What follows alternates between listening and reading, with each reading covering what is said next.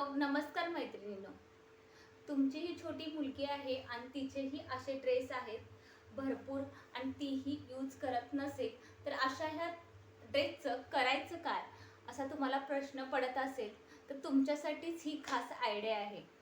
हे फुगी ड्रेस आपण बर्थडे किंवा पार्टी वेअरसाठी खरेदी करतो आणि काही दिवसांनी तिला एकतर शॉर्ट होतात किंवा ते तसेच पडून राहतात, कारण लहान मुले इतके हेवी ड्रेस घालत नाहीत. पण आपली एक हौस असते, आपण आपल्या मुलींसाठी इतके छान छान ड्रेस घेत असतो. तर अशा ड्रेसपासून मी पिलो तयार केलेला आहे, तो तुम्हाला दाखवते. हा होता श्रीचा बर्थडेचा ड्रेस, अगदी फुगीर आणि खूप छान होता.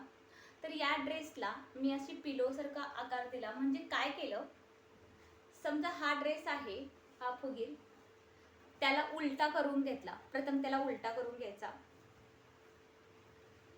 उलटा केल्यानंतर काय होतं, ही जी बाजू आहे ती वरती येते, तिला बरोबर कमरेला या पद्धतीने इथे असा नॉट बांधून घ्यायचा. असा छानसा नॉट बांधल्यानंतर ही बाजू शिल्लक राहते आपली. त्याला आता परत सरळ करायचं. सरळ करून घेतल्यानंतर त्यामध्ये तुमच्याकडे असणारे असे टेडी जे खराब झालेले आहेत, तुमची मुलगी याच्याबरोबर खेळत नाही आणि ह्याचं कापडे खूप खराब झाले, धुवूनही काही उपयोग होत नाही, अशा प्रकारचे टेडी. यामध्ये खूप छान कापूस असतो.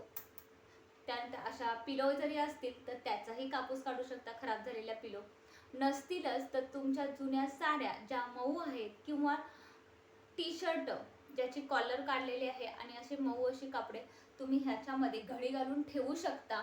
एकदम छान पिलो होतो. मी मात्र यामध्ये कापूसच भरलेला आहे टेडीचा, कारण टेडी खूप खराब झाले होते दोन, तर त्याचा कापूस भरून घेतलेला आहे. खूप मऊ सूत अशी पिलो तयार झालेली आहे. या पद्धतीने यामध्ये भरून घ्यायचं आहे आणि त्यानंतर पूर्ण हे जे काठ आहेत ते शिवून घ्यायचे आहेत. जे हार बनवण्यासाठी पांढरा धागा मिळतो, एकदम दाटसर असतो आणि तुटत नाही, अशा धाग्यानं ते शिवून घ्यायचे मोठ्याच्या सुईच्या साह्यानं. अशा पद्धतीने ज्यावेळी तुम्ही शिवून घेता, या पद्धतीनं शिवून घ्यायचं आहे. यामध्ये तुम्हाला कापूस घालायचा आहे किंवा टी शर्ट मऊ कोणतेही कापड घातले तरी छान वाटतं. आणि असं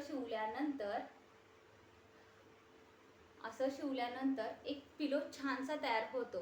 पण त्या अगोदर मी तुम्हाला एक गोष्ट सांगायची राहिली.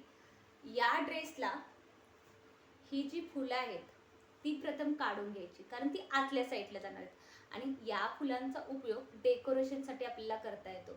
ज्यावेळी ही पिलो मी तयार केली त्यावेळी ही जागा तशीच रिकामी राहिली.